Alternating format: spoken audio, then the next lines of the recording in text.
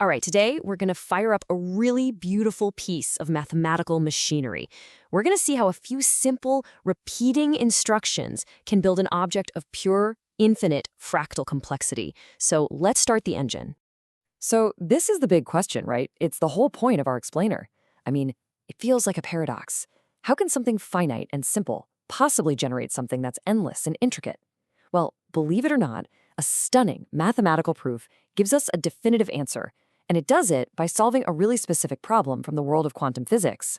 So where did this all start? Well, it turns out the answer comes from a really strange place, the world of quantum physics and the weird behavior of a single lonely particle.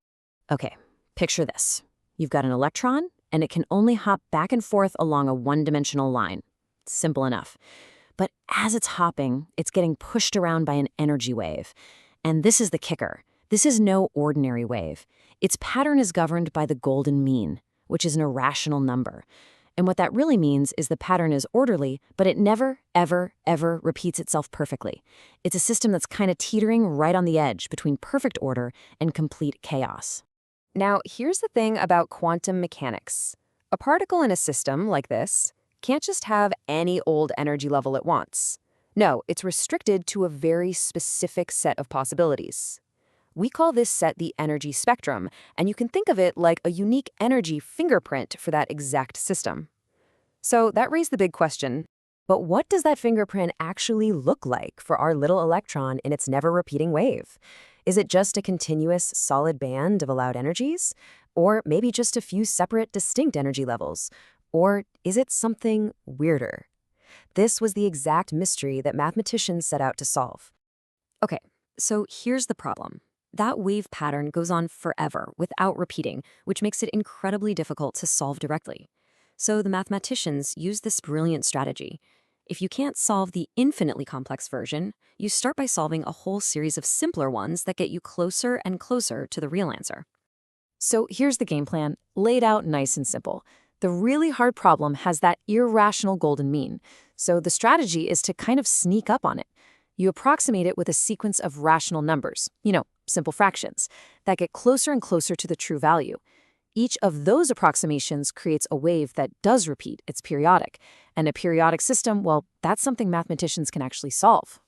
And here's what you get. This is what the energy fingerprint looks like for one of those simpler repeating systems. It's clean, it's totally predictable, you get a few distinct, solid bands of allowed energy, and they're separated by these gaps where the electron just isn't allowed to be. Pretty straightforward, right? But what happens when we start stringing these simple versions together to get closer to the real thing? This is where the magic really happens. The proof reveals this core mechanism.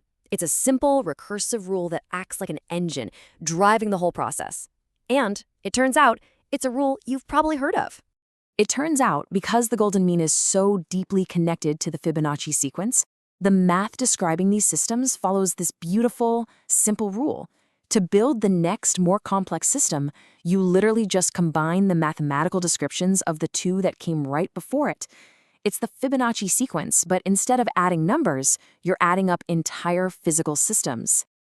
And one of the papers on this puts it perfectly. This simple step-by-step recursion, it is the engine. It's a discrete machine that takes one thing, applies a rule, and spits out the next. And its one and only job? To create things that just keep splitting. Okay, so let's actually see this machine in action. What does this splitting process really do to those nice, solid energy bands that we saw just a minute ago? The job of our Fibonacci engine is actually super simple, but the result is incredible. Every single time we take a step in the approximation, every time we get a little closer to the true golden mean, the engine takes an existing band of allowed energy, and it just cracks it open, creating a brand new gap of forbidden energy right down the middle. So, let's say we're at some level of our approximation. And right now, we've got one big, solid band of allowed energies. Now we turn the crank on the engine just once. We move to the next, better approximation. And boom. Just like that, the engine does its thing, the solid band splits, and a forbidden gap appears. One band just became two. Let's do it again. We turn that crank one more time. We apply the rule again.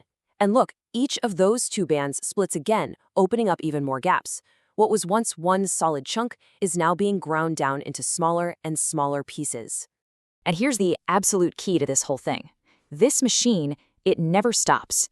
As our rational approximations get infinitely close to that true irrational golden mean, this gap-opening process repeats an infinite number of times. The solid bands are just relentlessly ground down into a fine, fine dust.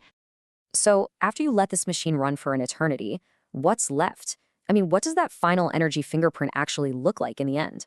The thing you end up with has a specific name in mathematics. It's called a Cantor set. And its properties are just, well, they're mind-bending. For one, it's totally disconnected.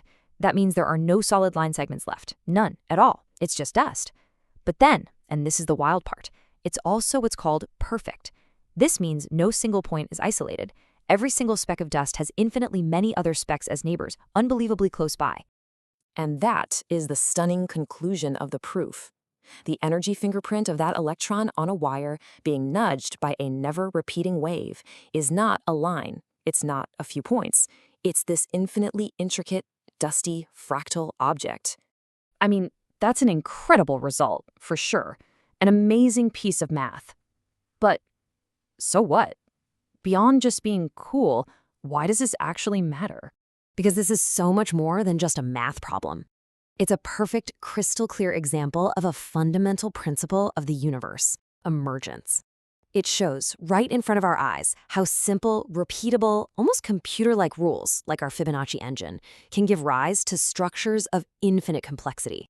You see this pattern everywhere, from the code that runs our computers to the way a coastline forms to the very patterns of life itself.